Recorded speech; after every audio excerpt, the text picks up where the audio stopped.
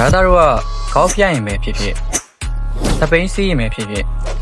နှင်းလျှောစီးရင်ပဲဖြစ်ဖြစ်မျက်မှန်တစ်ခုတက်ရမယ်ဆိုရင်ဘလို့မျက်မှန်မျိုးရွေးမလဲအထာလဲကြာရမယ်အသုံးလဲဝင်ရမယ်အရာအားလုံးကိုရှင်းရှင်းလင်းလင်းမြင်ရမယ်မျက်မှန်တက်လက်ဆိုရင်စိတ်ဝင်စားလားဒါကတော့လူသိများတဲ့ဂျိုသားမျက်မှန်အောက်ကလေးပဲဖြစ်ပါတယ်ဒီမျက်မှန်အလားတက်ဖို့တတ်မဟုတ်ဘူးအားကစားသမားတွေအတွက်မရှိမဖြစ်လက်နက်တစ်ခုပဲ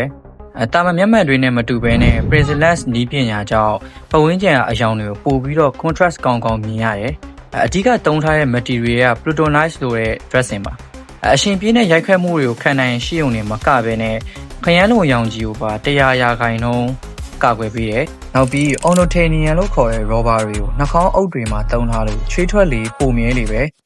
ပြုတ်ဖို့ဆိုတာလုံးဝမပူရတဲ့ထိကိုစောင်ရမ်းကိုကျန်းတယ်ပိုကျန်းတာ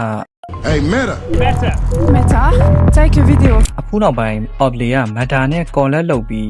smart glass တွေပါထုတ်လာတယ်။ 12 megapixel ပါဝင်တဲ့ဒီကင်မရာကကိုမြင်ရတဲ့ point of view မြင်ကွင်းတွေကိုလက်နဲ့ကင်စရာမလိုဘဲနဲ့ဓာတ်ရိုက်ရိုက်ကူးနိုင်သလို Meta AI လည်းပါဝင်လာပါတယ်။ brother တို့တက်ထားရင်းနဲ့ hand Meta လို့ခေါ်ပြီးတော့အရှိရစာတွေကိုဘာသာပြန်ခိုင်းမလား။ဒါမှမဟုတ်တချင်းနားထောင်မလား။အတန်နဲ့ခိုင်းလို့ရတယ်။ညချက်မလိုဘဲနဲ့ဖုန်းပြောလို့ရတဲ့ open ear audio စနစ်ပါဝင်လို့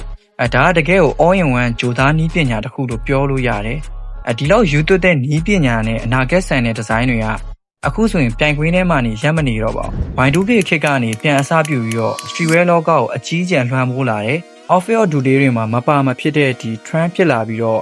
အမှုပညာတစ်ခုလို့ပြောလို့ရတယ်ဂျိုသားဆန်ဆန်ပုံစံတွေကအခုဆိုရင် fashion runway တွေနဲ့လူငယ်တွေရဲ့ style တွေမှာမရှိမဖြစ်နေပါပြီအားသာအတွက်ဖန်တီးခဲ့ပေမဲ့ fashion နဲ့နီးပညာကိုတိမ့်ပိုက်သွားတဲ့ Oakley ရဲ့ performance နဲ့ fashion ပေါင်းစပ်ထားတဲ့ဒီလိုမျက်မှန်မျိုးကို brother တို့တက်ကြည့်ချင်လား comment မှာဖြေပေးခဲ့ကြပါဦး